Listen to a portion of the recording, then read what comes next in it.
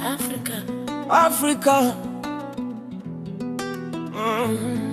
Africa, Africa, screening. Africa, Africa, screening. where the topics are. From the heart we retrace the echoing footsteps of our ancestors etched in the sands of time. This is Africa Screening, your channel for African illumination.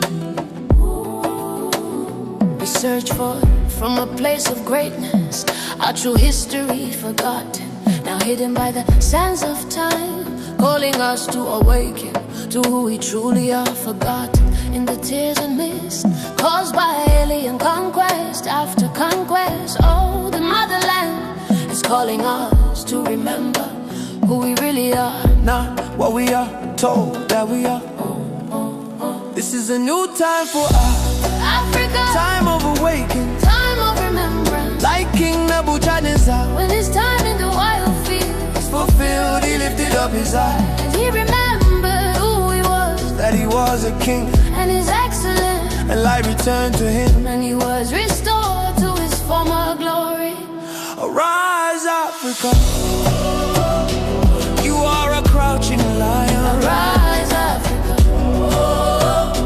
It is your time to roar. arise, Africa, It is your time to lunge. arise, Africa. Yeah, Africa, the land of the beginning, the ancient breadbasket of the world. The secret envy of many nations.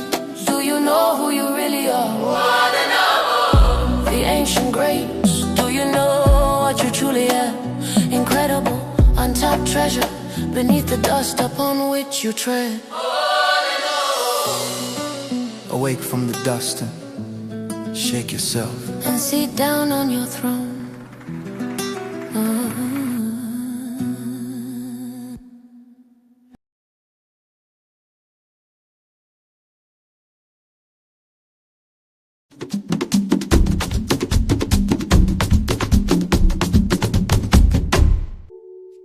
That dance was to welcome you the African way. When I dance like that, I pay homage to the past 3 generations of the women in my family, who were all great dancers, who taught me the joy of dancing from when I was but a little girl. Especially my beloved great-grandmother, the last princess in our bloodline. No dance tournament would start in her father's kingdom until she has arrived. The dance only starts after she has run and vaulted like a panther onto the highest, biggest drum and hit it. She was the ultimate princess, fearless, regal, and beautiful. I am so blessed to have known her, a woman from a bygone age. This is Africa Screening. You are welcome. I am Wujra. Today's episode is going to be scintillatingly extraordinary. In the last episode I shared with you, I said I would share with you how I came to discover what I know about our lost true heritage as Africans.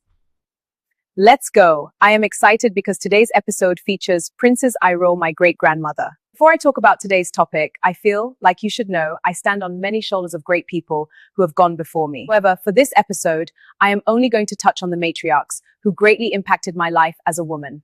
They passed me the burning torch of not being afraid of doing new things, even if it has never been done before in my bloodline.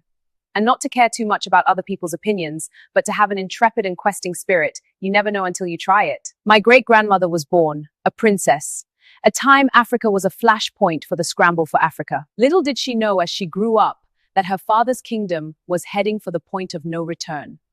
In a foreign land, over 5,000 miles away in Berlin, Germany, 7 European nations were busy carving up parts of Africa for themselves, including her father's kingdom, and many other once thriving ancient African kingdoms. Something not widely known is that many powerful African kings did put up a fight. The resistance was well coordinated far and wide. It was not exactly like taking candy from a baby. The colonization of Africa cost an untold number of lives. Of its powerful kings and young braves, it was a period that the sun set on many African ancient kingdoms. This was the period that framed my great-grandmother's formative early years. Despite the turbulence sweeping the land, they still held on to their ancient traditions and life carried on as usual until the day her father's kingdom was succeeded. Of course, he didn't just hand it over on a plate. The staunch resistance cost him his life. He had the ancient blood of great kings. There was no other way. For him, cooperating with the colonizers was anathema. His kingdom was taken literally over his dead body. After his death, the colonial government were able to finally build their headquarters on the king's lands. My great-grandmother made sure we never forgot. When the colonial officers brought his body back to the palace for burial, they carried away his throne and rendered his royal court defunct. Now, his ceremonial royal stool slumbers in some storeroom of a British museum. Maybe one day we will find it and buy it back, the way the Chinese bought back their important artifacts from Europe. What I find so galling, not long after the king's death, his sons were carted off to fight in the First World War for the British. So did my great-grandfather, who had just married my great-grandmother, the princess. He too fought for the British in the First World War. Later, my great-grandmother suffered anguish when her only son was also carted off from school to fight in the Second World War. He was only 14 years old when he didn't come back home that day from school. They were informed he was among the boys taken to fight Hitler. He was one of the unsung heroes of the Desert Rats, part of the North African British war campaign in the Second World War. He spent his remaining teenage years fighting in Benghazi, Tripoli, and Burma. He was one of the lucky ones who eventually made it back home at the end of the war. It is sobering to think that if my grandfathers never made it back from the two world wars, I and many beautiful people would not be here. Now, to touch on the other matriarchs in my bloodline and how they were affected by the sweeping changes. They knew they were royal deep down, but were not allowed to be royals anymore. Going forward was going to be a test of their mettle. The changes affected 4 generations of women, my great-great-grandmother Queen Hag Hall and my great-grandmother Princess Ai, born during the Scramble for Africa. My grandmother, on the other hand, was born when Africa was going through the throes of colonialism. My grandmother says the colonizers started forbidding them this from carrying on their ancient cultural traditions. It was a fearful, turbulent era, filled with uncertainty, brought on by the forceful, drastic changes thrust upon them. Her grandfather's kingdom was succeeded. They were told they were now ruled by a greater king in a land called Great Britain. They were made to stop cultural practices and to wear Western attire, and taken to missionary schools to learn the new way of life, especially they who were either royal children or children of the nobles. However, the traditional patriarchal order of society was still very much entrenched. She was able, by her extraordinary strength of will, to punch through the ceiling set to limit her sex and become a trailblazer. In the world of politics, commerce, and real estate, paving the way for other women who also desired to break out of the mold. She was not fazed at all when they referred to her as a man, because she sat chief and advised among a council of men. She charted a path that my mother followed most assuredly. She was a scholar extraordinaire. She excelled, shone bright and true, touching many lives, a star forever in many hearts.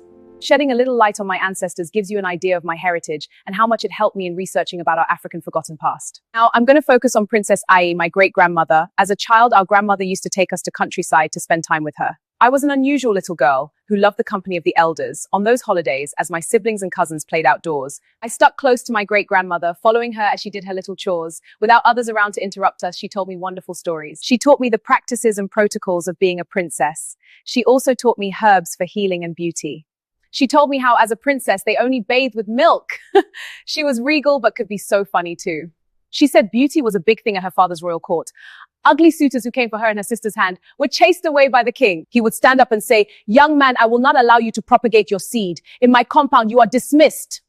You are too ugly. You are dismissed." Hey, those ancients, they did not joke on the quality of their bloodline. The quality of one's bloodline was serious business those days. Needless to say, I was highly entertained by these stories. And the now rare unusual food she prepared by her own hands. She used to love going through her huge antique trunk full of beautiful ancient things with me.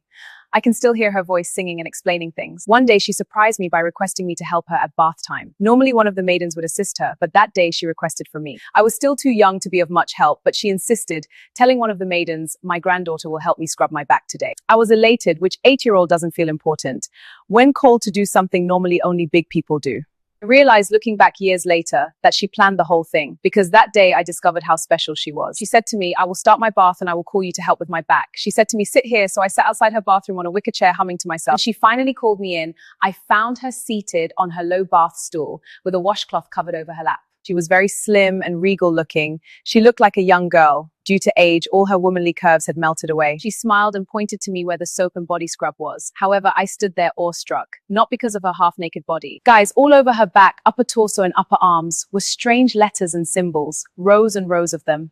As I stood there transfixed, I had no idea how important this moment was going to be in my life. I remember that moment with tender memories. I did not know it, that at that moment, that a powerful key was being given to me. A key in my spirit that would open a door to the past, not just my past, but the lost or denied past of Black Africans. I was too young to realize the importance of what I was seeing. I just thought it looked beautiful and strange. It was only years later that I gasped in shock when I recognized the symbols and strange script etched on her skin. I now understand that there are important milestones on our earthly timeline. That definitely was one big one for me. If my little self had understood the enormity of that moment, I should have danced rings around my great-grandmother. Join me in the next, where I will pick up the thread of this amazing story of our African lost heritage. Remember to like and subscribe to my channel so you don't miss amazing coming episodes.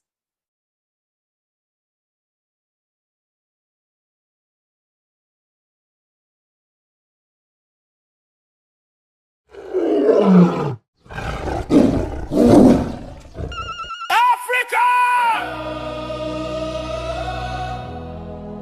Africa!